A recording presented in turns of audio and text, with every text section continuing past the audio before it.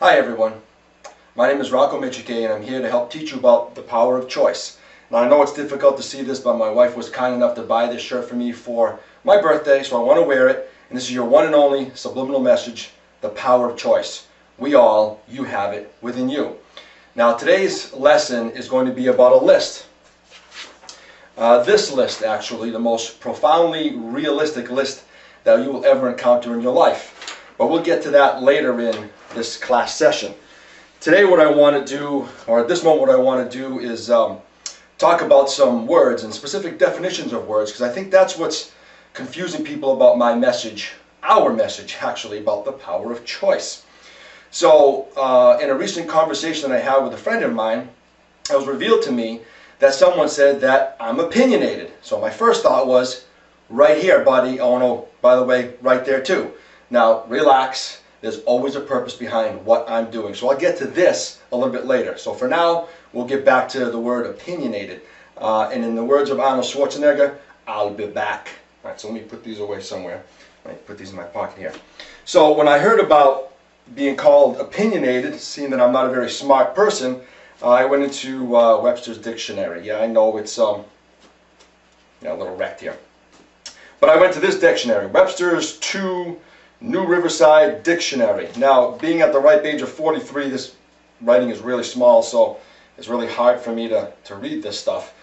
Yeah, I know I need glasses, but for now, what I ended up doing was, if you don't mind, I put it on a piece of paper with bigger letters so I could read this. So I wanted to understand what was meant by Rocco is opinionated. So the word opinionated is defined as holding stubbornly, yeah, I guess I can be stubborn at sometimes, and often unreasonably, to one's personal opinions. Personal opinions. So I'm thinking to myself, well, wait a minute. What is opinion? Because I do hold stubbornly, and not unreasonably, but stubbornly to my personal opinions. So synonyms of opinionated is prejudiced, biased, bigoted, stubborn. I'm like, oh, wait a minute. There's no way that defines me. So I went up and I looked up the word opinion. Again, in the Webster's dictionary. Opinion has three different definitions. The first one, a belief held with confidence, but not substantiated by positive knowledge. Right there. All right, how did that get there? Magic or something. Get away. You weren't supposed to come out yet. That doesn't make sense. Am I opinionated based upon that? No. Definition number two, a conclusion based on special knowledge. Okay, it is a conclusion that I'm coming up with, but I don't have special knowledge as to what's going on in our world today. And lastly, number three, a judgment of the value of a person or thing. Yes, I would say there is judgment on my part on the value of a person, but thing, no. So that really doesn't define me. Another word that was used to define me recently was that I use rhetoric. And rhetoric, sorry, came out again. Rhetoric is defined by the artful use of language to persuade. But it really holds no substance. There's no truth. There's no meaning to it. Basically, I was told, Rocco, stop using your rhetoric and give me some real solutions to our problems. Really? No, I won't do it again this time. See, I believe that people are misunderstanding this message. They're misunderstanding exactly what it means to evolve and take advantage of the power of choice. Evolution is not change, folks. Evolution is growth. And everybody has it in them to grow every single day. So evolution equals growth. That's the definition of evolution. I actually believe that I'm a realist. Okay? Prove it, Rocco. Well, according to the definition again in the Webster's dictionary, a realist is a person who tends to view or represent things as they really are. Really? He's back. Yes, now we have an opportunity to talk about exactly what this is. This is not my opinion. This is not rhetoric. Oh, by the way, this is our reality. Why am I doing this? Well, everybody knows what kind of emotions this elicits, right? My 12 and my 8-year-old sons know exactly what this is. And it ain't, I love you. It's F you. And we use that often enough to share with one another. Okay, so a couple of months back I posted a video called Pay It Forward, which of course has flopped because people don't understand the message really completely because they think I'm opinionated and I use rhetoric. Yeah, right. Basically, the message is about evolution and growth, right? So what is this? Okay. I've always been saying numerous times that the problems that we face in our society today are a daily problem. This problem. We know what this is, yet we choose to share it. So back to that Pay It Forward video that I was trying to get out to you guys to pay it forward to other people. Now I was on cloud 9 at that time. I had just celebrated my 10-year anniversary, and there were wonderful people who shared some extraordinarily kind words for me. And it touched me, and it moved me to want to give back. So during that week period, as I was driving back and forth to work and thinking about the video and wanting to put it together, I had a wonderful experience. You got it. I was driving to work over here on 395. It's a 2-lane road driving north to work and everything else. And when you're driving to work, there's traffic, folks. You know, something that a lot of people like. So I was in the fast lane, the left lane, driving to work. I was going 75 miles an hour. Now please, if you choose to share this video with others, and I want you to, don't share it with any police officers because I'm admitting to speeding. 75 miles an hour, 65 mile an hour zone is speeding. So I'm speeding to work in the left-hand lane, and I'm passing traffic on the right-hand side. And as I'm passing traffic on the right-hand side, Mr. Jackwagon decides I ain't going fast enough. So he does what? He tailgates me, and he's riding me and riding me and riding me. This is going on for a couple of miles now. I cannot go over to the right-hand side because there is traffic that I am passing on the right-hand side because I'm going 75 miles an hour. Now I did do something very much on purpose. Once we got to a point where I was able to get past and beyond the traffic on my right hand side, no, I made a choice and did not move over to the right. That obviously made Jackwagon even angrier. So as he passed by me on the right hand side, he kindly looked to me and gave me that wonderful loving signal, right there buddy, for not moving over. You know me, I deserve that kind of crap. I'm such a selfish individual and I don't care about people. My message is all about not caring about people, right? Well, actually, no, it is. And this is the message right here, folks. If we don't get rid of this kind of daily action, the ridiculous tailgating that we choose to do, this ridiculous action, which what I should have done when a guy passed me was punch him in the goddamn face. I would have loved it, but I didn't. Now, I'm not getting angry, folks. I'm getting passionate. Unlike Charlie Sheen, who everybody is choosing to follow. We'll get to that a little bit later.